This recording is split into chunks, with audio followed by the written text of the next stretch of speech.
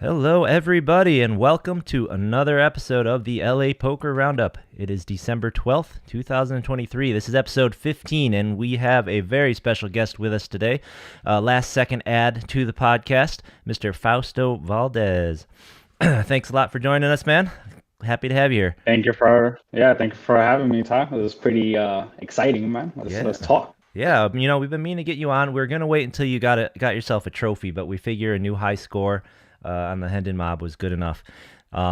We needed All to. right, I appreciate it. Yeah. And also, thanks for joining because the reason we don't have Derek on at the moment, and there's this, hopefully we can catch him on a break. He's up there at the WPT main event, battling it out right now, trying to find a bag. Last I heard, he had double starting stack, which, if I check the schedule right, that's 40 bigs at the end of the day if he can just hang on. So we got our fingers crossed. We're rooting for Derek to find himself a big old pile and bag up.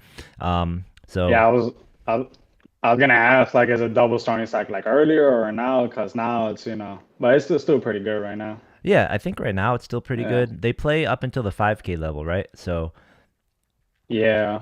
So if you were to end of the starting stack, it would be 20 bigs. yep. So if he has double, 40 bigs. It's Yep. pretty nice. Yeah, you'd like to be in a better spot, but hey, 40 bigs isn't bad. I mean, we're used to these turbos around here, right? Yeah, um, for sure, man. Yep. So we've got a great show lined up for you today. While we're cheering for Derek to go the distance, we have obviously Fausto on talk about his big score at the Mystery Bounty up at the WPT series. We'll get Fausto's full story. If you guys play in the LA area, you've definitely run into him. You've probably sworn at him under your breath. He's a terror at the table, but he's a nice guy. Look at that smile, right? We'll also go over the little bit that we can cover from what's going on around here this week and last. But you know what? I think this week we're going to mostly focus on the WPT that's in Vegas, because when nothing's going on here in LA, a lot of the LA players, like Fausto, like Derek, we all head up to Vegas because it's really not that far away. So we'll talk about the WPT main event series going on. We will also talk about a little bit about what's happening down at the WSOP Paradise, just in that Mr. Phil Hellmuth, there happens to be another WSOP main, so he has to make another big splash. He loves to make his grand entrances, and he made another big one this time, and the internet's talking about it. I feel like every time he does this, all the pros, all the amateurs, everybody gets on Twitter and starts giving their takes. So we'll give ours. If you haven't seen that, we'll play the clip. It's a pretty good one. And then after that, All right. Mr. Fausto here, we're going to get into it in a minute, but you may not know this. He is also a pretty accomplished poker coach these days, and we'll pick his brain a little bit to see if we can get some free advice from him. All right. Okay. So I'll send you the invoice later. yeah, right. Okay. Well, we'll just we'll spread it out across all the viewers. So I think we've been getting about 150, 200 viewers. I think we can handle it. Maybe we'll start up a Patreon for that. Okay. But before we jump into that, I just want to stop and give a special shout out to Mr. DJ, Mr. Donald Bolt. Congratulations. Don just had his first baby boy. Well, actually, Lightning could be a girl's name, couldn't it? His first baby. Good news from his Twitter. He says, "Good news, baby. Lightning Bolt was born today." It's in quotes. I'm thinking that's not the baby's real name, but that's a great nickname. Was born 12/12/23 at 5:11 a.m. So congratulations. Congrats. Congrats, Yeah, Don. that's an epic name too. Lightning? I know, and I'm looking at the picture. They embroidered lightning bolt on the baby blanket, so and on the hat. So this could be a real name. I don't know. The only time I've seen lightning is in that Final Fantasy 13 character, and well, she was really badass. So Wow, that's epic as hell. I'm kind of liking the Lightning name, man. That's pretty fire, look, man. when I'm your last gonna name get is a little Bolt, inspiration. right? Oh, so his name is really Yeah, his Bolt. last His name's last really name. Bolt. So I mean, you got to take advantage of that when you can, I guess. Oh, you have That to. means the second kid. If this is really this one's name, do you go with Thunder for the second one? I mean, You have to. I mean, what else are you gonna like? What else are you gonna pick? right? You locked yourself into this future name. Like, Yep. if So he doesn't pick this future name, I'll be pretty disappointed. we're definitely gonna have to find out when we see him up at the WPT if he's still going. If this is real or if this is a nickname. It's interesting. Mr. Bolt was one of the winners of the Gardens Passport satellite that they ran. So he won a seat to the main event, which started today. Today, day 1A, and the hotel fee Yeah. and everything. So I gotta wonder if if I was going to miss a main event that I sailed into, this would probably be one of like the two exceptions. So I'm very curious if Don's still going to be able to go up there, if DJ's going to make it. And hey DJ, if you're not going to make it, is that ticket transferable? Because I am going up. I'm pretty sure Fausto's going up. We could we could take that off your hands. Let's work out a deal. Yeah, we can negotiate, man. Absolutely. If you need us to strike for you, like we could do the dirty work. Yeah, if you need to cash that in, or we work out some kind of swap. Let's talk. Slide in my DMs, man. Absolutely. All right. So, congrats, DJ. Let's move on to some other fun stuff. Bringing up the picture of the great poker news picture of Fausto. I doubt this was at the final table, but man, look at that pile of chips. So Fausto, congratulations. The $1,600 mystery bounty up at the Wynn. Fausto final tabled, ended up in 6th place, but I don't have it ready, but I saw some of the videos they had of you very slickly pulling out your bounties. It looks like they put you right up against this guy who had a really hard time with the envelope. It was a pretty funny clip. But Fausto also pulled 2 of the 25K bounties, plus a couple more. So total for this tournament racked up 172,000. Holy cow. Way to go, man. How'd that feel? By the way, am I able to see the picture you're sharing, or? You could if I wanted to change this, but it'll mess up our two shot. So it's the one in your tweets where you overlaid the amount over top the Poker News headline. Oh, okay. Yep. So I'll just pretend I'm like seeing it right now. Yeah, open up the stream on the side. I told you, open up the stream on the side. Yep. So how'd that feel, man? How'd that feel? This is your biggest score by far, is it not? Yeah, it is. So yeah, it felt great. The sick thing about it is that I had like 4 bounties waiting, so I was just like stalling and waiting on it. And everybody kept asking me like, when are you gonna go pull it? I'm like, it doesn't matter, man. It's just all random. Like who cares? If anything, lets me know the strategy, given the bounties that have been pulled so far. Like, what strategy should I go? Like, should I go harder? Should I not care? Knowing that like my pull frequency is random. So anyways, I dinner break. Quick setup. Yeah. What was the range of the bounties in this tournament? So the biggest one was 250K. Okay. So nice little $250,000. Smallest one I believe was 500. And obviously there's a bunch of those. But they spread out the top pretty nicely. It was like 250, 100K, 50K, 25Ks. And prior to me going down, the 250 was already gone. But there was a bunch of like the middling upper that was still available. So yeah, dinner break. I went up. I was last in line. They said only the first 10 minutes we're going to pull. I went up. I was the last person on line. They're like, everybody behind me, like, do you guys have to come back later? I'm like, all right, cool. Went up there, pulled my first 4 bounties. I didn't even like try to like spin the wheel or anything. I'm like, just give me the first 4 envelopes.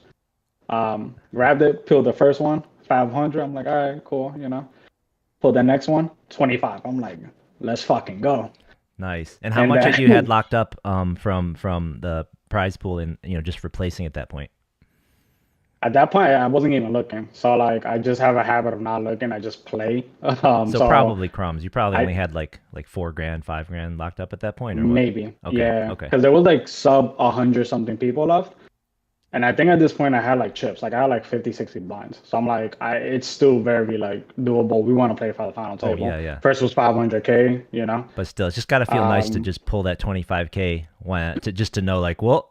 This is final table money. We're good. This is like 10th place money. All right, so you got 2 bounties pulled. And I had a whole hour to digest it. So their bounty was the 1K. And at this point, I'm already like thinking like, all right, this is not gonna happen again. Like 25 is already cool. The last one I pull, another 25, and that's when I lost my shit. I'm like, let's fucking go. I started screaming and stuff. 50 grand off the bounties. So you did this right before dinner break, you said. So dinner was on you. Is that what you're saying? You went out to dinner with some folks, bought them some nice steaks? This tournament ran really late. So at this point, we were already like pretty late in the day. People are playing like other events. And I already had 8 too. So I order my day. This had to work perfectly because I already ordered dinner earlier at 8. I had nothing to do. I'm like, all right, let's pull these bounties now. I went to go pull my bounties and then, just won like 60K on dinner, you know? So pretty Yeah, nice. that's not bad, you know. That's I'd skip dinner for 60K. Yeah, That's yeah. interesting, So you yeah, know. I don't know. This isn't the first time that you've basically binked a mystery bounty, you know. This if I recall back in the California with what's that series called? The Bear series here at Commerce. You picked up the trophy at Yeah, that mystery bounty as well. And yeah. I yeah, should show you the trophy, but yeah, it's in, I won that event. interest and you know, interestingly enough, the first time I distinctly remember playing with Fausto was also in a Commerce mystery bounty back in LAPC a couple years ago.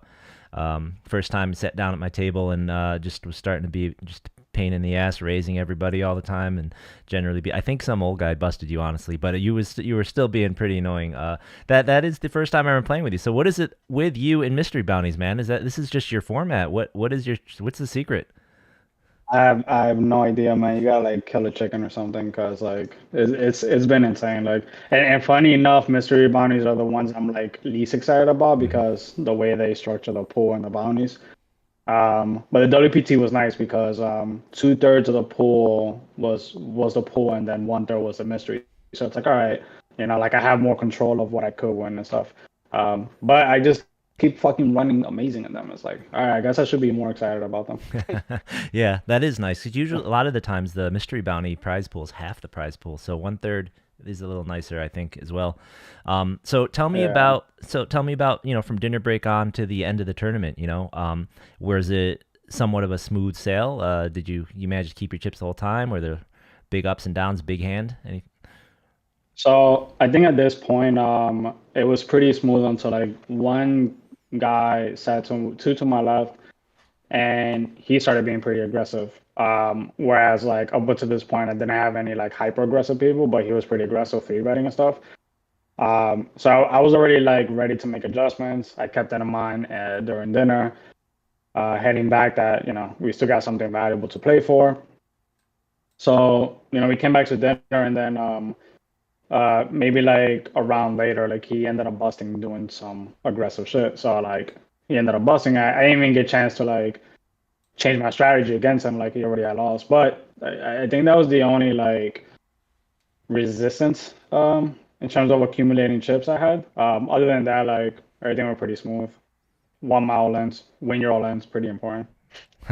Nice. So yeah. What about the final table? Were there any notables at your final table that you recognized, or anything in particular about your final table that you remember? No notables except one guy. I think his last name was Hardcastle. So he had like roughly like 2 million in earnings. I've been playing pretty for a while. And I think I recognized him over the years. But he was like the only like real notable. Everybody else, like there was a mix of like I would say the weaker players and then like the decent players that weren't gonna do like too many mistakes. So like they were still left, and ironically, those are the players that ended up top five or six, that were left. So, the players I expected to last ended up lasting. They ended up playing it out. Uh, but yeah, I got really fortunate too because so this funny thing happened. Like we final table at 3:30 in the morning. Wow. So it was really late. And we all agreed like, hey, let's come back the next day. I agree too. I'm like, it's pretty late. And then when we got there, the floor basically said, we can't do it for rule reasons. You at least have to play till 5 in the morning. What? And there was like 3 to 4 people like really adamant about it, like complaining to the floor. And I spoke up. I'm like, let's just fucking go. Fuck it. Let's just play. What are we gonna do, right? Like, let's just play, right? And those 3 people ended up just busting, busting, busting. Like one guy just wiped them all out. Wow. And I think them being upset about like not being able to come the next day like helped me out because they busted, I laddered, Were all you a all good shorter and gravy. stack when you So got to the final table? we were all like pretty close, and we all had like 20, 25 bigs. So it it wasn't like super deep, but yeah, them busting is obviously great. So Oh yeah, of like that course. made things, yeah, that made things better. And then eventually I got down to like 14 bigs and went all in on a blind versus blind spot, lost a flip, and that's how I finished sixth. I gotcha. So Yeah, no, that's something I noted. Another thing, we share you beat me into You beat me into the Card Player Magazine feature by a week, by 2 weeks, getting the final table takedown article there. And for your other mystery bounty, I have a feeling that Craig might be. Oh, I guess you got to get the win for that article. So we'll let you on the show without a win, but Craig won't do it. But in any event, one thing I mentioned is that in these local tournaments, especially in these multi days, it does tend to go really late, and once people start getting tired, man, it's a whole new ball game. It's kind of like you playing those cash games until 4 in the morning, 5 in the morning. Some people just suddenly they completely change their Yeah. game, right? And something like what you mentioned that can really tilt people. So if you're able to be in good condition, if you get good rest or just be in good shape and be able to tough it out and still play well during those periods, honestly, Yeah. sometimes if you can tell that other people are tilted or aren't prepared to keep playing for more hours, it can really be really in your advantage to try and push it there, honestly. Now it's not like you were tired too, but Yeah. obviously you were still able to play strategically sound, so to speak, right? So I Yeah. think I think that's a tip I would have, is if you're feeling good and everyone else is feeling bad, like don't give them a chance to recover, right? Press, go for it. Yeah. That's what I would say. I'm gonna keep that in mind for the next time because like I was thinking of my point of view where like yeah I want to rest because I was tired but like I'm ready to go. But I didn't think about like these people are probably more tired and like I've done this before, like I've played many overnight games, so it's like I've already went through this, like I'll fucking do it again, especially now, like so if I think they're tilted, like I'm gonna just let them punch it off, Yeah, which they absolutely. did. So Which is it's even more valuable. I mean, this is typically, like I said, in a cash game. Usually there's drinks involved too, but um, you go through the night. If you see all the people who are there at 6 in the morning, right, they are not playing anything like they were playing when they were doing well, right? But if you can put those people at a final table and you can be a little bit fresher than them, I mean, talk about an edge, right? It doesn't matter how much they yeah. studied if they're half asleep and they're upset at the floor, right? Yeah, I literally made like 80K just punting. Like because I think ninth was like 40 something, and then my place I got 113. hmm So it's like, yeah, fantastic. So Yeah, no, that's huge. So, I kind of want to, and I'm curious myself. I'd kind of like to have you tell the story of how you got into poker to people. Have you been playing your whole life? Did you discover cards recently? What happened? How'd you get into poker? How long have you been playing for? I'm actually like borderline like a OG or something. So I got into it during the Moneymaker days. And the way I got into it was like me and my cousin, young teenagers, we were really bored in the house and we saw them like commercials, like PokerStars commercials, like ESPN and stuff. So he went to back then Sporting's Good, like Models. He picked up a cheap poker set and we read the rule books and we obviously didn't read it correctly because we ended up playing with two decks of cards. So Poker set that's came how with two we decks. yeah, so we're like, all right, just mix this all together. So we had a bunch of cards in there. We played till we finally realized like, oh, it's one deck of cards. So we fixed that. So we would play this for years. And I just got like really into it. So I started like searching like strategy and all that stuff. And then that's where I learned this whole community of like forums back then, like training videos, training websites, books, picked up all of them, learned a lot, started beating up all my friends and like cousins in the home poker games, beat them for lunch money. And then and then over the years at some point, I had my first casino experience and I never like played in a casino. It was always be like online, like PokerStars or Filto. What was your first Um, casino? it was in Atlantic City and is it Harris? There's a Harris there. Yeah. I mean, there's a couple Yeah, of I think it's properties there. Harris. There's Wild Harris and there's Wild West or whatever, and there's I think they have one more that's under the Harris umbrella. But there's It's there's is just a one where they Harris. have like a saloon style Yeah, it's the like Wild theme. West. Yeah. Yep. Okay, Yep. yeah, there. So I played like 1, 2 there. Maybe a few tournaments or whatever, but played my 1, 2 there and like I won, so maybe that helped. Oh. So and yeah, and then like ever since then I was like, you know what? Like I had like a stint where like I stopped playing from like the online day. So Black Friday happened, I stopped playing. and then got reintroduced again, had my first live casino experience. And I'm like, okay, I won. It's pretty exciting. Like it just the bug hit me again. Hmm. So then I restarted like teaching myself, and this is maybe like 2014, 15, 16. And then at some point, I'm like, okay, I'm working in the bank. I can't see myself doing this for like next 40 years, convincing people to like bring money. So I'm like, this seems miserable. Let me actually give myself a shot at this. So I did everything I could to like earn money, save money, get myself to a skill that I was comfortable with. I hired like coaches. They helped me. I started like playing online, putting in volume, and then I started winning 1-2, went up to 2-5, and then at some point I'm like, okay, I'm gonna take my 25K that I've earned at this point. I have a 401k as a backup, so like another 15. Like, let me just give myself a shot. So I quit my job, and then I'm here. So what year was that when you quit your job and you took the leap? So 2016, 2017. 2016, 17? Okay. Yeah, And yeah, so you played so let me just back up a little. So you played online back before you could play in casinos, right? Is that what you're saying? right, And yeah, then Black Friday yeah, happened, took a little break, and then you yeah. hit the casinos as soon as you turned 21? So I'm already like over age at this point. But I never went to a casino. Okay. Yeah. So Um, and then where are you from originally then? Are you a New York guy or yeah, New York. So there's no local casinos. Like you have to travel. Yep.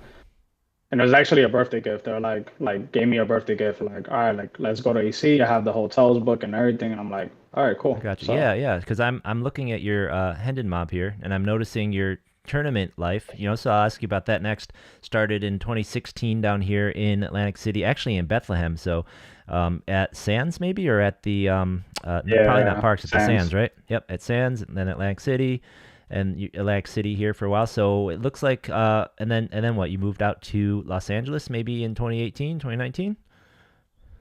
Um, Just looking yeah, it at was the like right results here. before pre. Yeah, it was like right before COVID. I think when I was out here, COVID happened like a year and change later. So I yeah, sounds gotcha. about right. I got you. So, Yeah, we both hit the LA tournament scene about the same time. It sounds like. Yeah, you know what? And a yeah, little tip, stalkers: if you meet a poker player, don't look at their Facebooks. Look at their Hendon. You'll know everything you need to know from them. um, yeah, but yeah, no, I'm from the East Coast as well. I'm from upstate New York, but I live down. I lived near Philly. I lived near Baltimore. I lived in all those places, and I was also taking the night road trips to Atlantic City back in the day. So for those of you who are from the West Coast, from SoCal, from Vegas, and you have this luxury of having these card rooms your whole life, I get so jealous every time I talk to an LA native, and they're like, "Oh yeah, I was playing Commerce ever since whatever, since the '80s." Um, we yeah, had no place, we had no on ramps to poker, especially once online poker went away. There's just the only casinos were Atlantic City, and then a couple Indian casinos spread around. Up in New York, there was Turning Stone, and there was Niagara Falls. That's some at Niagara Falls. So really yeah. wasn't much to And do. No gamble. There and I was no remember gamble. my yeah, I remember my trips would take like um 3 to 5 hour round trip Yep. just to like go to Sands or AC or something. So it's like brutal. Like you have to like really plan out like days you want to stay, like what comps do I have? Like are they giving me free hotels, like rooms, like what days can I go and like take advantage of this? It was crazy, yeah. Absolutely. So Yeah, I remember I went to school in Baltimore, and when we discovered poker, same time Moneymaker was on TV, we decided to start going. We'd be driving, like we'd take off after dinner or something, and we'd get up there, 4.5 hour drive to Atlantic City. We get there at like midnight. It's like, okay, so after we're done playing, you drive back and pick up breakfast on the way home. Those were yeah, long nights. Those were long nights. that's the East Coast grind right there. Yeah, that's brutal. Nowadays, though, it's so much nicer. You have Sands there, but now you've got casinos in Delaware. You've got casinos in so many casinos near Philadelphia. You got casinos in Maryland. Man, they put in a casino at the Maryland Live is like less Yeah, than it's like a half an hour or less from my college was. I was down there right in Baltimore, so jealous of these kids. okay. Don't know how good they have it these days. They don't know, man. Exactly. Um, Especially if they end up putting the one in New York City, like if they oh, finally get that like push through, like Right. that's gonna be fucking crazy. Yeah. Like I don't know, I might go back home. Can you imagine a casino like at Times Square or something? Can you imagine that? Oh my God. Be Oh absurd. my God, that would be so insane, man. Yeah. The amount of money they'll make it too, like, be It would insane. be insane. It'd be absolutely insane. But we'll see. Legislation say they'll get that as soon as California gets online poker. Yeah. They'll have to beef up security too in New York. Yeah. They're a little crazy out there, man. Yeah. So it's interesting though. So you left a job at the bank where your job was to convince people to give you money, and you decided that instead you'd like to play poker where your job is to convince people to Just give you take money. it. or you Yeah, take I it. just These are the two. now I just gotta take it. These are the two sides. You're either trying to convince them to give it to you, or you're just convincing them to leave it and leave, right? So interesting, Yeah. interesting. Was that like investment banking, or was that like retail banking, or was that like commercial accounts? What kind of deals were you Yeah. spinning? So it was Chase, it was retail, Mm, and there's like different tiers of bankers inside. So it's personal, business, private client, the investment side, and I was a hybrid of a personal business banker. And then to get to the private side, you need more experience. They got to pick you. You got to be good at, sales and stuff. right, right. And I was heading that way, but I started going down the route of like investment banking. So I did get my licenses for that. I passed it and I had it for like a year, which is the Series 6, 7, and like some other number I forgot, like the health insurance. Sure, So sure. I ended up getting all of those, but that was like my backup plan. And I got to a point with poker, I'm like, I think I'm pretty comfortable getting myself a shot with this. So Okay. even though like I had everything ready, I just like went the poker route anyways. Yeah. So So yeah. so my next question then is, you did the study and you've been winning at the cash games. I noticed that the tournament results start right around the time that you're talking there. What made you come into tournaments here? And, what would you say your mix of tournaments to cash games is these days as a pro? Yeah, so I like tournaments in the beginning, but then I realized like Ash is like bread and butter, like it's much more consistent. So I got myself to a point where like I got really good at that to build up the bankroll. And that's what I also just to everybody, like build it through cash, not tournaments at first. If you want to mix in tournaments later, like do so, but you should really build your roll through cash. So that's how I started. And then at some point, what ended up making me shift to tournaments is actually my home game experience, actually. So during COVID, like I had the opportunity to play like 50, 100 games in home games, and it was like booming. They're pretty good at that. Got boosted my bankroll significantly through that. Made a lot of money, and then that started dying, and I realized that through this and the people involved, there's a lot of politics involved, a lot of it. And I realized that if I want to do anything above 510, you start getting into like 10, 20, 25, 50 plus, they start becoming like private games, stream games, and stuff like that, which involves more politics. And I am just the type of person that I don't like kissing ass. Like I get along with a lot of people, but if I have to kiss your ass just for you to like give me an opportunity to play and have a consistency, like I'm just not about that. So I'd rather not even get into that. But one area they can kick you out is tournaments. And you could boost your yearly income through that. So I said, okay, I got really serious about tournaments, let's say like 2 to 3 years ago, and that's when I like started taking like I've always dabbled in them and I like them, but I never like took it super serious. So that's when I like started going really hard and shifting most of my hours into tournaments. So nowadays I'm like 90% tournaments, 10% cash, if at that. They're also like more fun, even though they're way more painful. It fucking drive me Well, crazy. that's why they're more fun, right? Higher highs, lower lows. Yeah, so it's like a lot of lows and the high just fucking lasts for a long time. So, um, and right now I'm on the high, so at some point I'm sure we'll neutralize. Um, unless I just run deep again in this main, we'll see, when I go back. So, Yeah, well, I mean, you're gonna have to go. It looks like you're gonna have to go through Derek, and you're gonna have to hopefully go through me. So let's go get another one of those tables like we had over at Commerce, if we can. Wouldn't yeah, that I be don't a thing? mind. No, I totally get it, man. I mean, I conceptually, anyways, I totally agree. Did you happen to catch the clips from Hustler the other night when the game got down to just, Jungle and Andy and Rampage? Did you hear some of Andy's venting coming out there? Yeah, I saw the rumbling, Yeah. and I understand. Obviously not at the level of as Andy. He's been through like more of that, I imagine, but it seemed like it finally spilled over for him. But yeah, I Yeah. understand. Yep. Yeah. So for context, if you didn't see it, there was a really, one of those high stakes games on Hustler Casino Live, and late in the night, Andy Stacks was just buried. He was down 600K or so, and then all the guys that were beating him, all the people who were supposed to be kind of the wrecks in the game, they racked up and they left before the stream was even over.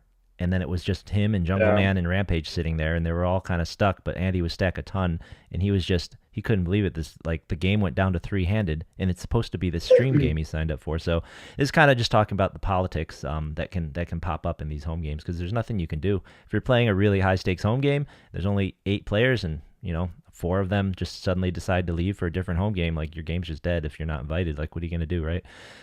And that's Yeah, that's and putting it also mildly. like yeah, and also I've been like the situation I was in, like I was getting back for these games, and it was like different hosts supporting each other.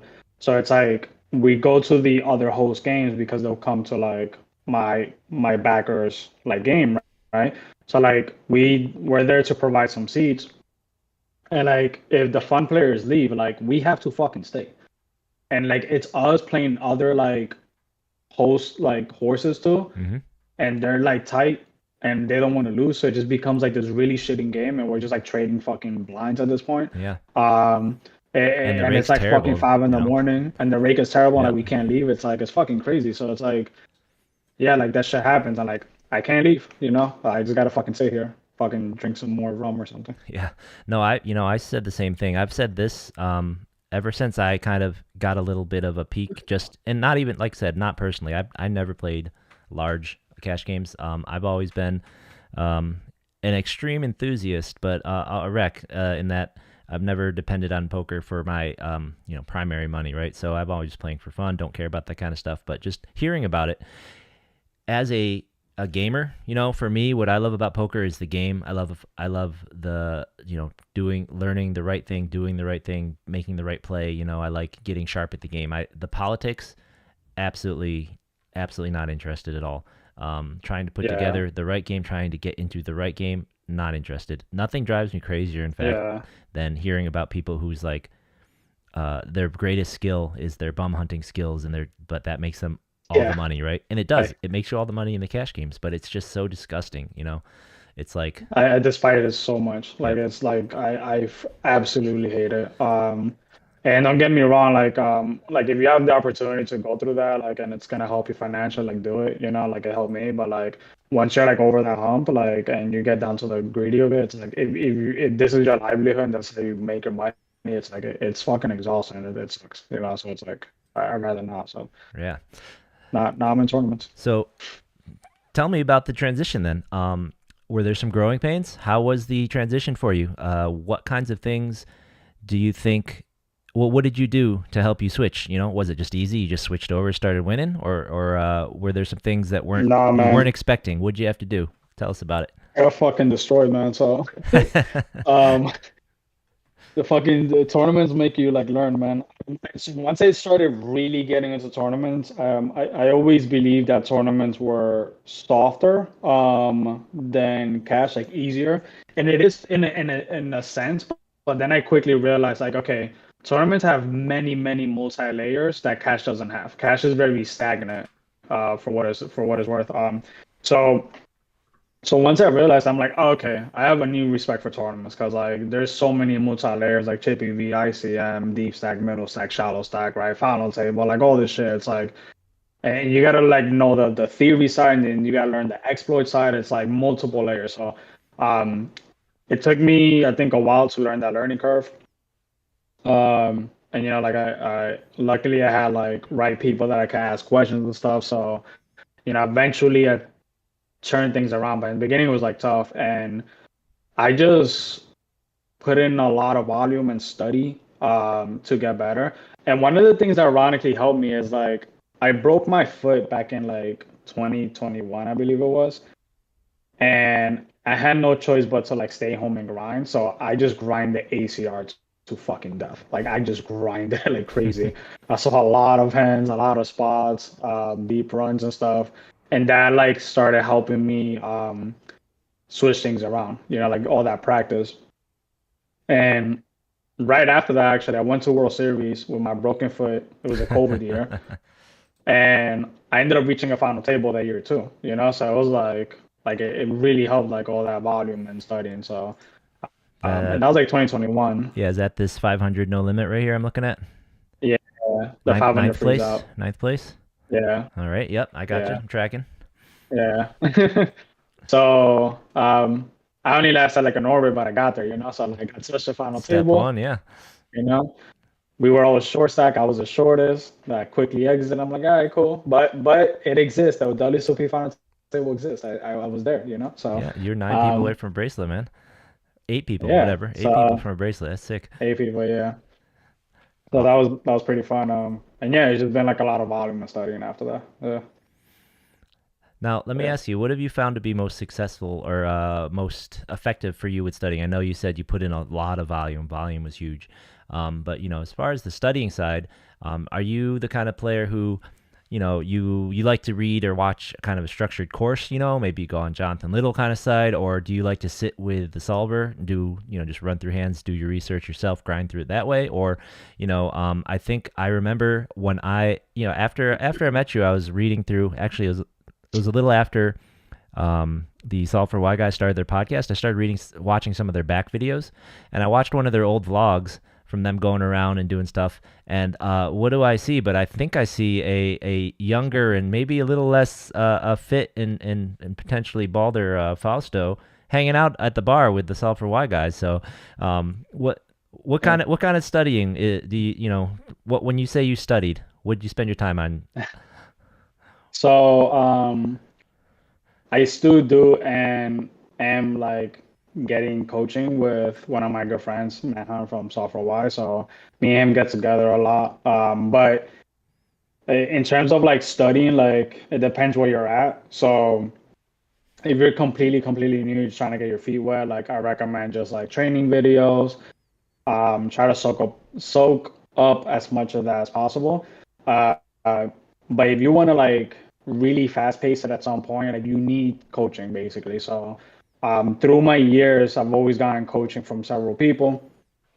I've always done coaching myself, right? But at some point, you need like a higher up echelon to like really guide you and like fast track things and simplify things. So you're not like just like guessing. So I've worked a lot with like the software white people, like Matt Berkey, like has helped me a ton over the years. As crazy as he fucking looks on streams, the man is a fucking genius. He's like really smart. So he's helped me a ton, especially in the cash side. And then when it came to tournaments, I spoke with Matt Hunt. He's fucking really good at tournaments, really smart, really breaks down things pretty good. So I did a lot of that. Um, and and yeah, that's basically kind of the answer. Like if you want to like fast track things, really get down to it instead of like guessing when you're watching videos or reading books. A lot of that is like self-interpretation, like how you receive things, and like you may or may not get the message correctly, right? So you kind of like need somebody that like tells you like this is wrong or right, or the way you're thinking is like pretty good, but you need to fix this or just this, and it's just like way faster. So anytime like I need help with something, whether it's like nutritional, like tournament, like whatever, like I just like look for help, like PLO, like whatever, like just find somebody that knows what the fuck they're doing, pay them. It would be infinitely faster, like way faster. So yeah.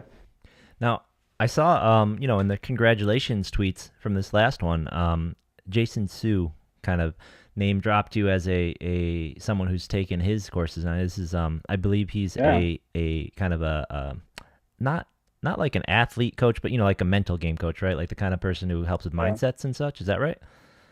Yeah, 100%. That's my mental coach. So how Yeah. do you feel about? I mean, obviously you've taken, you're doing it. You must find value, but what would you say to people who have never considered one of those, or maybe are skeptical of mental coaches?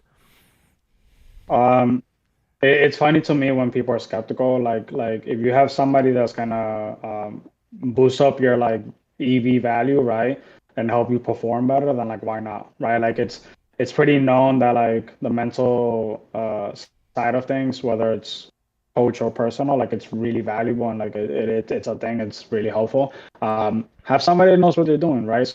So like I read a lot of Jason's like blogs and tweets, and it always resonated with me, you know.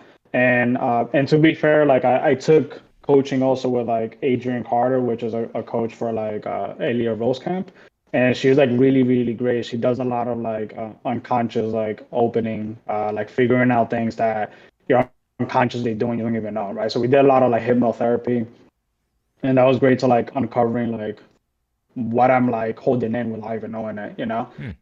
And when I went to Jason, he helped me put things into like practice, right? So it's like, okay, I'm aware about these things, but how do I like it's like now what, right? Like I'm aware of it, but like now what? How do I make things like practical in a way that I can like do certain exercises or go about certain things? And Jason like really helped me put that together, right? So like we get into this group setting call. We all share like different thoughts about things that he's guiding us through. He gives us like practices and ways to like go about things. And man, ever since like I've been doing that like the past few months, like I've just been fucking feeling way more amazing, feeling way more comfortable. I mean, I started doing shit that like I was resistant to like doing in the game that I felt like I could be doing, but I always had this resistance.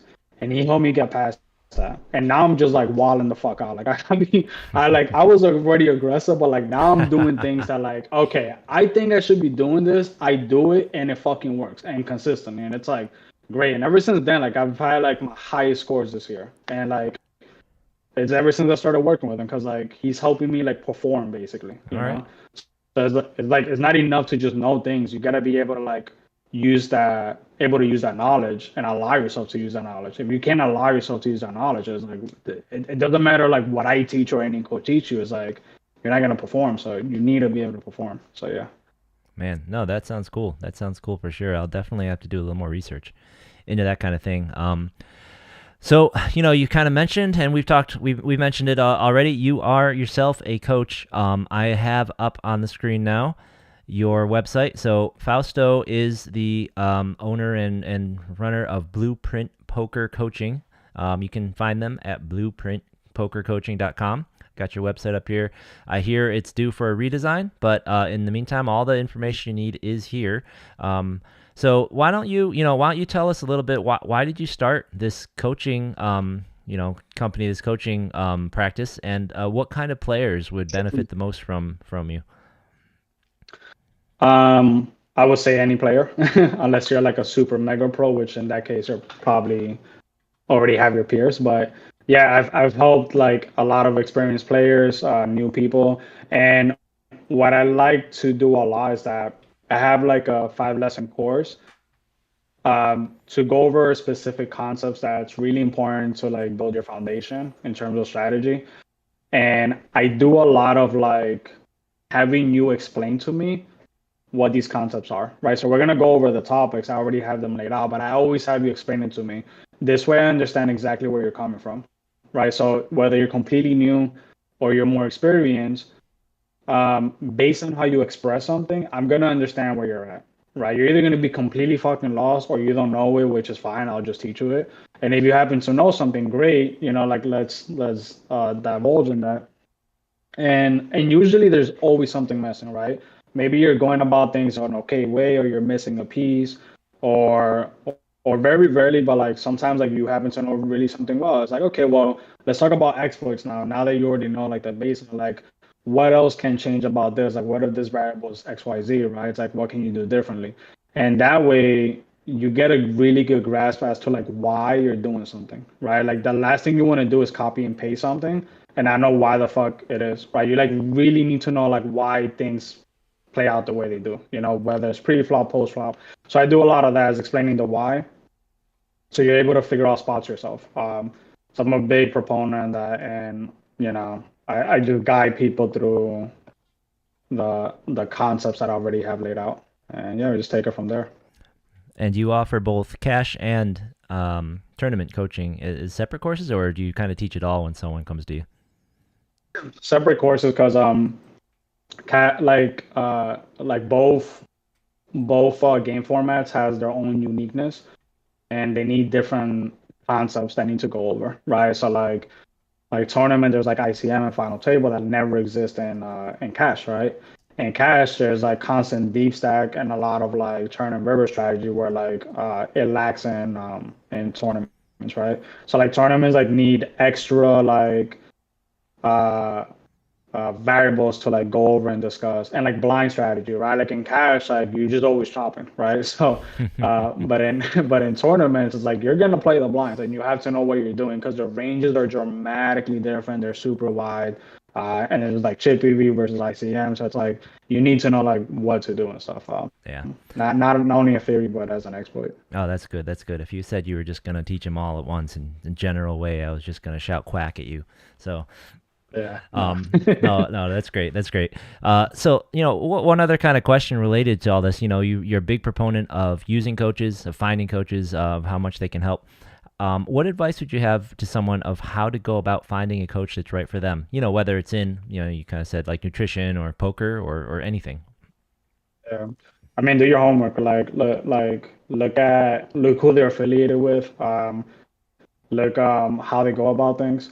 I like personally hate coaches that like just do hand histories. I think that's complete bullshit. I know it's a way to go about it, but it's very inefficient in my experience. Or yeah, just from what I know, it's very inexperienced. So it's like know how they teach, like what's their teaching methods. See if it resonates with you. And just like know who they're affiliated with and their experience, and like look for that and like take it from there.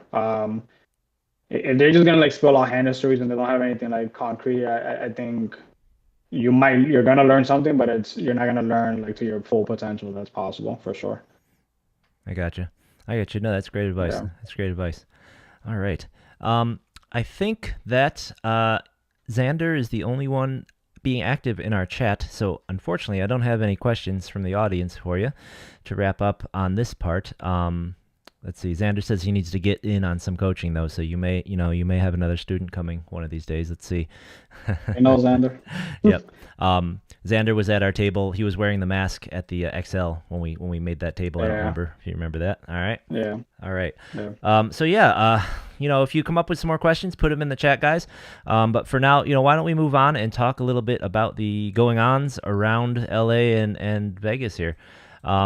So we can talk real quick about LA in the last week. It'll be real quick because last week, aside from the dailies, which I couldn't find any results from, the only other tournaments going on, Hollywood Park had its 50K on Saturday. So this month it's having a number of 50Ks. So last week was, I believe, the first one.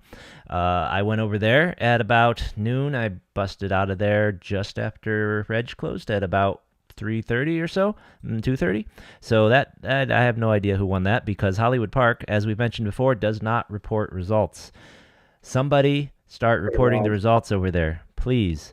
From there, I went to Lucky Lady. Now, the other week, I was able to tell you how things went at Lucky Lady because I final tabled and I chopped, but I did not this time. So I don't know how things went there either. Please, people, tag us, send us the results, let us know what's happening. Or I have a post here for Mr. Kevin Taylor. You may know him from covering the bike blog fame. He is the one who's always putting up all of the details for the quantums, giving the hand histories, telling us who's in the field and who's doing what. This guy's available. It's very sad, unfortunately. He seems he's lost his job. But casinos, call this guy up, have him do some coverage. Let him know. Let him tell us what's going on.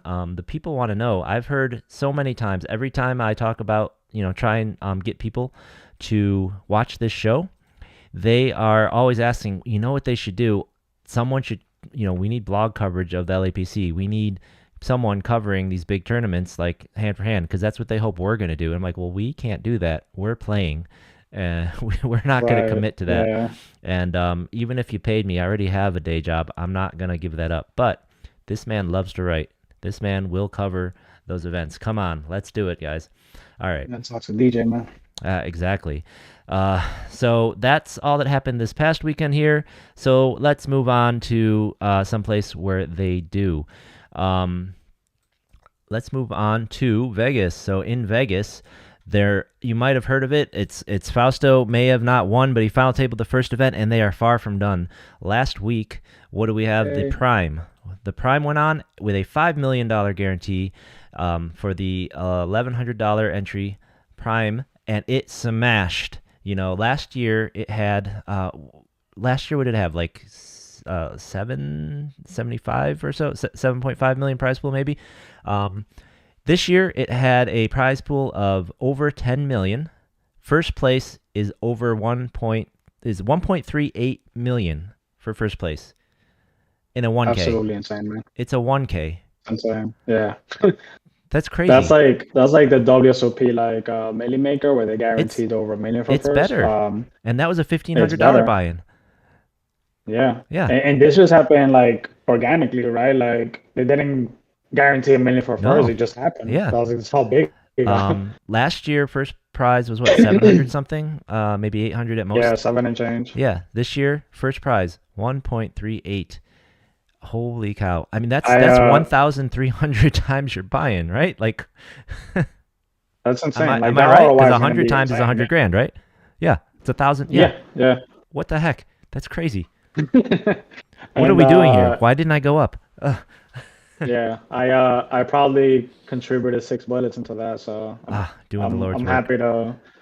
I'm happy to help first place. That is why we love Fausto in this poker tournament community. When he wins, he gives right back, just like all the rest of us do. That's right, man. I'm just here like for the rest people, of us. That's right, exactly. So in that, a lot of LA locals went up there, and unfortunately, I tried to scour the people I'm following, my contacts, as much as I could. I could not come up with a lot of people's results, but our co-host Derek up there for the Prime, he did cash. He got 283rd place. Another LA reg, Jonah Lopez, got 248th place. Another SoCal regular, Anastasia Knapp, got 346th place, and she also, I believe, final tabled the ladies event. So congratulations on that. Nice. Yeah. Yep. Do you know anybody else who has already cashed out there? I think you said what, Louis Phoenix, someone. Yeah, Lewis. He plays around. He recently busted me with a crazy ass hand recently, but besides that, he just busted like 35th, I believe. I was watching the stream. He was still there. He busted 35th. Wow, that's great. And if I'm not mistaken, Rudy, LA Reg, should still be in. So here we go, Rudy Cervantes. Yeah, he's good. He's very aggressive. I thanked Rudy because he busted me in the first bullet in the mystery bounty. He put you in the right spot. Yeah, he took an interesting spot, which I bluff caught him, and I was wrong. And but it was my best bluff catch ever because that turned into $172,000. Right. So I want to thank you, Rudy. You might be rewarded with $1 million for first now. I don't know, man. I know, right? Everybody, it's all these small things. Who knows? It's it's kind of like in the Action 8 last year, busted the very first hand, came back second bullet to win the thing. So Rudy has no more updates on his Instagram. It's probably because he's on a feature table, right? You say he's on the coverage, so he probably can't get to his phone to let us know how it's going. But the last time he was here on his Instagram, there were 31 left. He said he needed a double. But you still see him on the stream, right? He's still alive? There's 23 left on the stream, and I don't see him there. They're planning on one side of the table, so I can't tell. But gotcha. He might be there, might be in the field, but there's 23 left. So hopefully he's still in. Money back. Hopefully he's still in. We're cheering for him. Yeah. He's been having a great year too. Rudy final tabled the main event for the LA Poker Open. This past month, 2 months ago. Just last month. So he's having a great end of the year here. So we're cheering for Rudy. He final tabled 1K Venetian too. That one of my students happened to be there too. So it was pretty funny because he was there and I had my student. I'm like, yeah, let's talk. We gotta talk about Rudy real quick. I'll tell you some stuff about tips. Rudy. All right, hey, don't bluff catch him when in this spot. Yeah, no, but he's been playing great this year. I mean, he's having a year for sure. Absolutely, yeah, that's just awesome. It's great to see. So, but these record fields, right? So there's been a little discussion on the internet, on Twitter, about what kinds of things drive the popularity of poker. So, I'm just gonna play a clip here. I'm sorry you can't see it. If you're just gonna have to follow along. I will describe it. Did you happen to see what Phil Hellmuth did when he came into the main event of the World Series Um, of Poker in Paradise? I saw he was dressed as Triton and had like, I don't know, 12 females following him, Yep. something like So he that. had no 12, 17. Everything Phil does is 17 for his bracelets. Oh, right, Yep. right, So right, here it right. is. Here's the clip. He's coming in. People say he was trying to do a Deion Sanders primetime dance or something. He came in with 17 mermaids. He came in dressed as Triton. He came in with an entire band, and it looks like sort of a maybe like a native island kind of music because the big drums, Yeah. headdresses, and they were. Of course, this was right in the middle of the day one of the main event.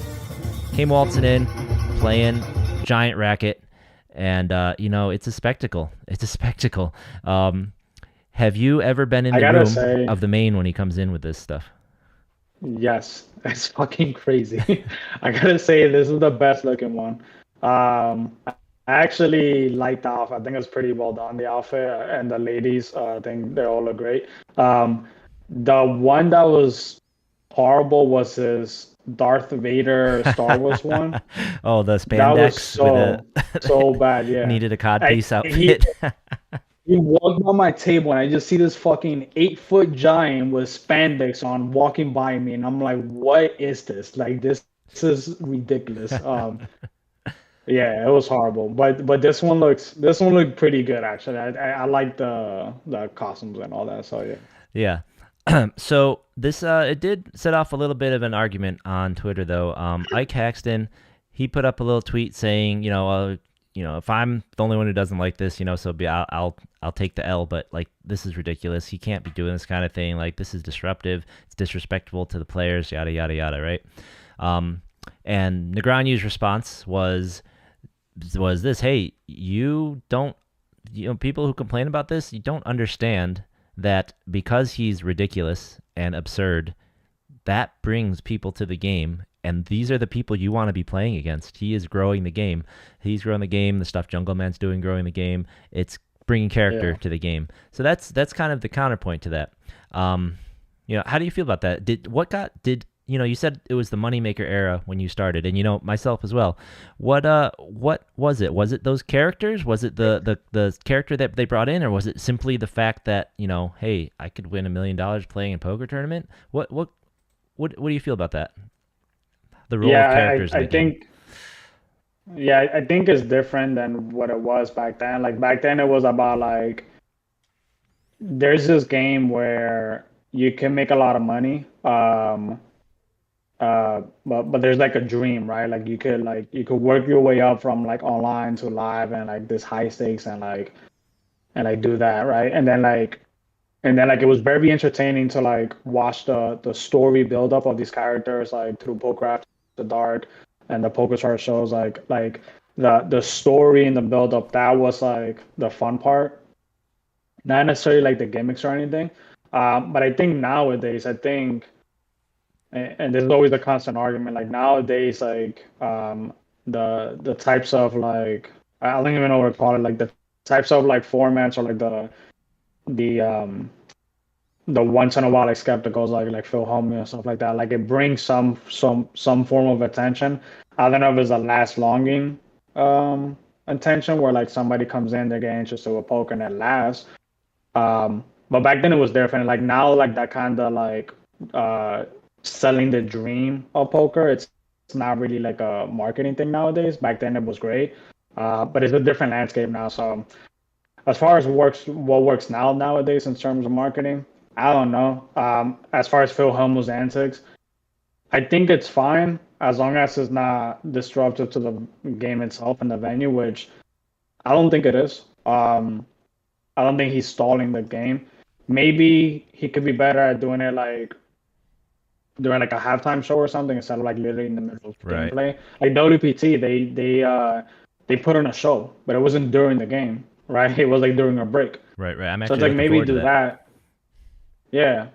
It was like pretty good this year. Last year was kind of corny, but this year was pretty good. The WPT, the halftime show. Um, so like maybe like that there could be in between, but I think it's fine, man. Like I think I would side more with Daniel, where like some people like it. They like that part of it, where there's like some fun and allure to like not allure, but like some fun to like the poker side because it's already a serious game. So if there's like some fun here and there, like why not? As long as it's not stopping the game or whatever, you know. So Yeah, yeah. No, I totally agree. I don't see anything wrong with the costumes. I don't see anything wrong with doing something a little flashy for attention. I think this one in yeah, particular, one of the big complaints was that he did bring literally, basically a marching band in during the thing. So for about yeah, 5 or 6 minutes, there's a very loud actual band just blasting away in the room. So yeah. That's I kind of definitely see a obnoxious. problem there. Yeah, I feel like that's over the top. 100%, if you're bringing a marching band in, it should be on a break, or you should pause all action or something. But I absolutely, Yeah, I think it's more of a positive than a negative as well. And I think that yeah, that it's totally cool. Like I love Jungle Man's costumes. I like them a lot more. yeah, He commits. He does it for his. And, what I love about Jungle Man's costumes is I almost feel like he's doing those for himself. Whereas Phil, he's doing them for you. He's doing them for yeah, give me a headline, give me the thing. And then the other thing, you kind of said that I really agree with is that I don't think that these things bring people to the game the way that Phil thinks he's bringing people to the game. When you said, you know, most of us who got into poker were more about being sold the dream, about being yeah, sold. Like you didn't want to be Phil because he's a character. You want to be Phil because he won all those bracelets, right? So yeah, doing this character thing is just complete noise. It doesn't like I find it makes him seem more of a clown every time he does something sillier, right? Like the Darth Vader thing. Um, and yeah. what Like the storylines we want to see are like Tom Dwan coming from nowhere, going massive, then disappearing. Now we're curious about him, right? It has nothing to do with him dressing up like in a costume and acting funny, right? He disappeared to yeah, China. We're like, is he captured by mobsters? What happened? Is he a part of the triad? What happened? You know? yeah.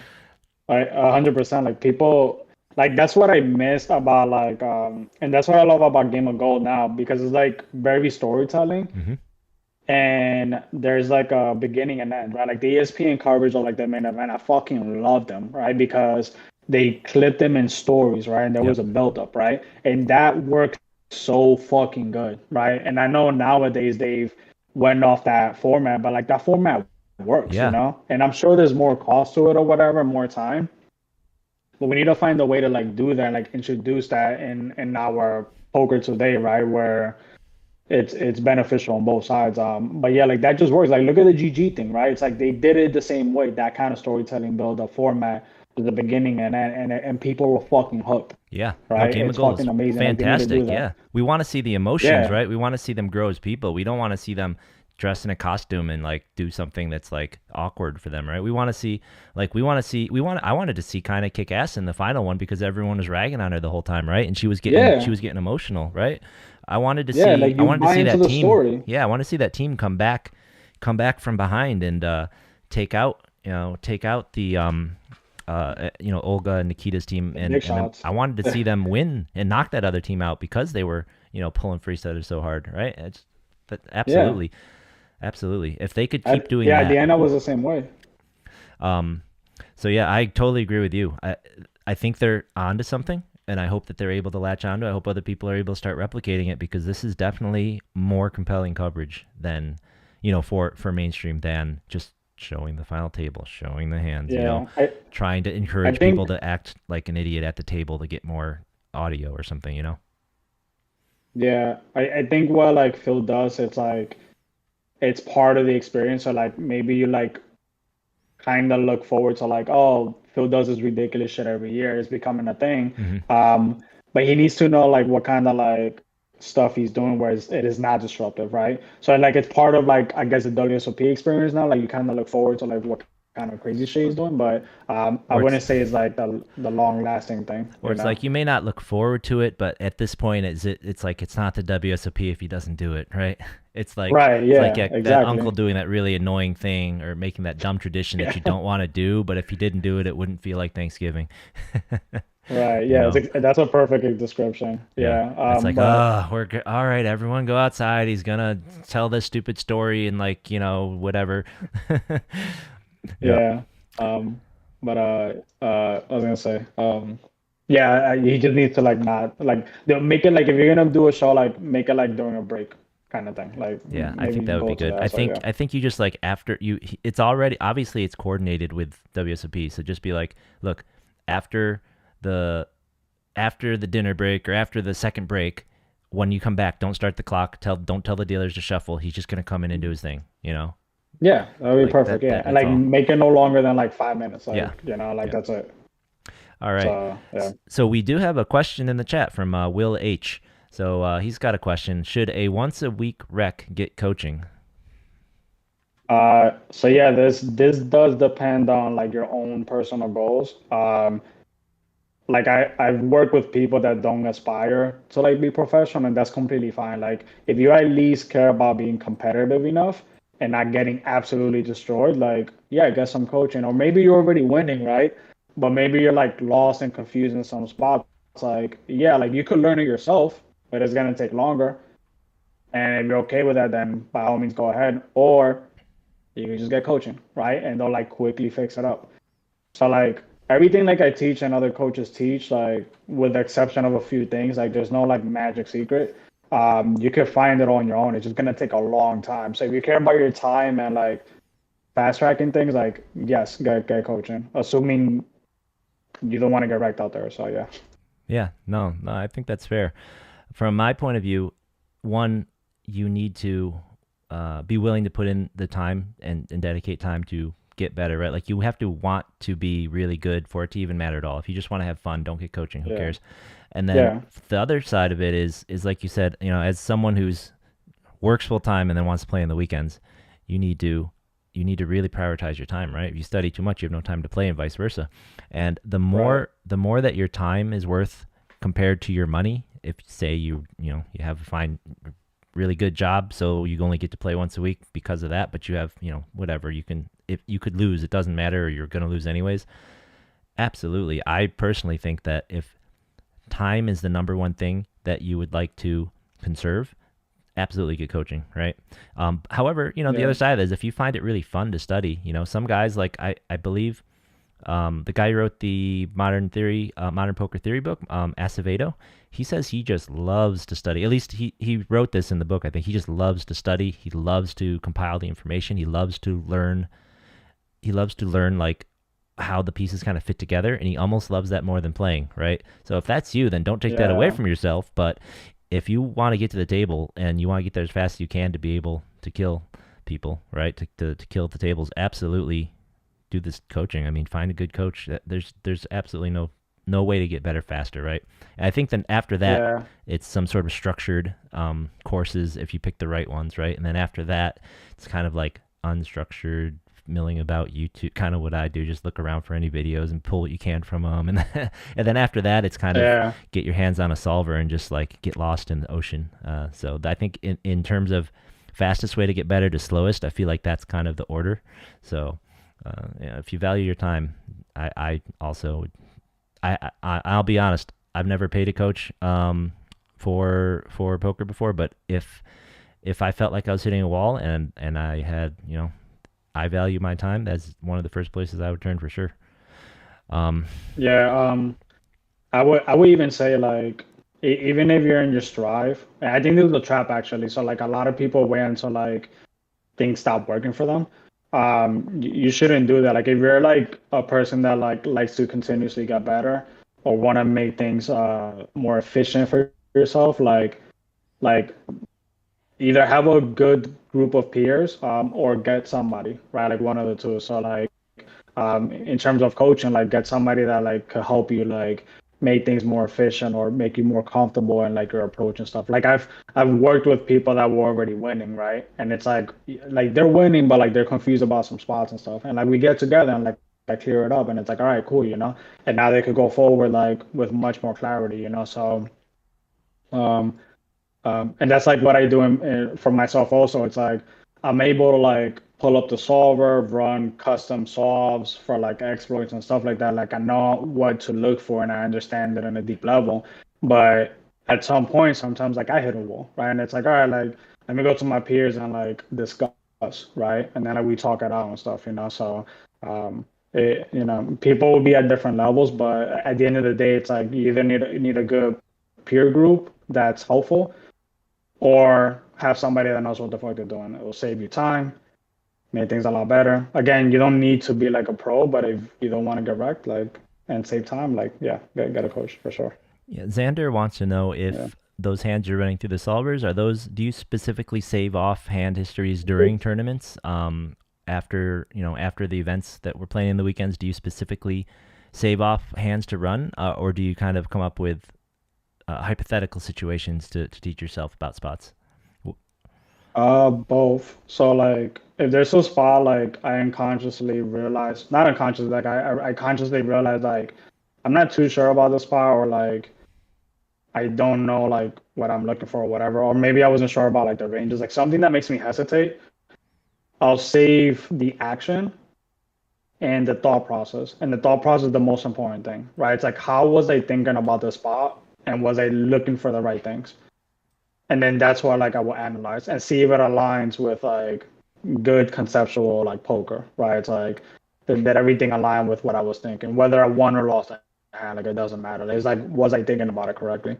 Um, so yeah, like that happens, and then from there you can make hypotheticals, right? It's like, well, what if this thing happens, or what if this changes, etc. But like then it's like, what should I be looking for? Like how should I be thinking about this, right? And then you go from there. So yeah. Great. Yeah, that makes sense. And So I can really see, I think I can really see that solve for why base in your in your thought process, or why they resonated with you so much. Because I yeah, for feel like sure. that's a lot of the way that they try and teach as well, right? Given the name and what I've heard them talking about. Yeah, I swear, like it stuck with me. It's been one of the most helpful thing because like people make the mistake nowadays. Like the solver is like really helpful, but if you like try to copy and paste it, like you're gonna get fucking absolutely torched, like Hmm. 100%. Yeah. And like if you don't know why certain things are doing it, like the solver will change so much when you change the variables, and Hmm. like if you don't know like why it's doing it, like you're gonna get fucking torched, like, and you're Yeah. just gonna be lost. It's like good luck, buddy. Like It feels like memorizing the answer to a calculus problem by looking at yeah, looking at the problem and memorizing, like, okay, so if there's a 6 there and a 2 there and an x and then a d and then an integral here yeah, and you memorize all that, so if you see that you'll know the answer. But then when the number right, changes in here, you don't know what any of that meant. You just know what order it was in. And it's like, well, that number yeah. changed. That's a big deal. Yeah, that's Yeah. a really good analogy. It's exactly like that. Yeah. Yeah. All right. So, we're getting towards the end of our time. So, what that means is, as usual, let's do our weekly roundup and take a look around town and see what the heck we could play if we were sticking around town this weekend. Now, I will not be sticking around this weekend. I am going to be heading up to Vegas on Thursday night, and I'll be playing in the last flight of the main event on Friday up there. So cross your fingers for me. Keep your eyes out for us. Hopefully, Derek will have already bagged up, and you'll be seeing us this weekend. What about you, Fausto? You heading up there pretty soon? Yeah, flying back tomorrow, playing Thursday, and hopefully I do not need to play All Friday. right. So you If got not, we will see you there. you got the double barrel loaded up. I hope I don't see you on Friday either. I'm hoping that all the best players get through on the first 3 days, and Friday will be nice and soft. Also, a lot of the players are coming back from Bahamas to play 1D, so Yeah. you're gonna see a lot of Yeah, but they're the ones WSOP that people. busted, right? I don't know. Yeah, we'll see. We'll find out. We'll find out. Hopefully, they're all going back to Europe. All right, so Yeah. we won't be around LA this weekend, but for those of you who are, let's see what's going on. This weekend, just as before, there are not any large series going on. However, we do have at Hollywood Park another 50K Saturday special. And on Friday, they have a 25K, which is their Monster Bounty. So the Monster Bounty starts at 10 a.m. It is a $300 buy-in. The Saturday special starts at 10 a.m., $360 buy-in. And one thing to note that is really nice is they have stopped making you play 10-handed for these events. So I went last weekend for the Saturday special, Nice. 9-handed tables, and I have been told that unless it's like a 100K guarantee, you will not be playing at a 10-handed table. So that is awesome. Love to see that. Also, going on, aside from the regular dailies around town, The Lucky Lady is running a series this week. It's called Winner's Wonderland. It's in their winter kickoff here. So they have been running a multi-day tournament with a 100K guarantee. Very nice value for everybody who wants to play in this $200 buy-in range and has the ability to play this multi-day tournament. So that is every single day this week up through Saturday. Those are all day ones, and they have 2 flights a day from at 12 p.m. and at 5 p.m. And then day 2 will be on Sunday at 1 p.m. That's a $225 buy-in. So I haven't been able to tell how many people are entering, but with this many flights, I have to suspect they're going to smash this guarantee. They don't have a lot of communications coming out of there, but I have to assume that. And then one other thing I forgot to mention about Hollywood Park is that this Sunday there's no tournaments there. It's Washington versus the Rams. So I know if I were staying around town, I would try and bag up for this winter kickoff event at the Lucky Lady. And then aside from that, all your 1 days are still in play. You know, the Gardens 1 days, you still can go down there. They have the best guarantees. You can earn points for their $50,000 free roll that they'll be having eventually. But for the rest of us, we will be in Vegas trying to bank a big one. Win a shitload of money, man. Yeah, a lot of cheeks. That's right. So keep your eye on us. You know, follow Fausto. He's Fausto Valdez on everything. Follow him for the updates. He's always posting the chip stacks. I will be posting my updates on Instagram and my stories as well. Hopefully on all the breaks there'll be plenty. Hopefully, and we'll keep you updated. And you know, next week we'll see. Maybe all of us go so deep that we'll have to push the show back a couple days. So, you know, pray for your boys, as they say. Pray for us, man. Yep. All right, guys. Thanks a lot. Thank you so much for joining us, Fausto. Thanks to all you guys. And, you know, until next time, we will hopefully see you at the tables, guys. Bye-bye. Bye.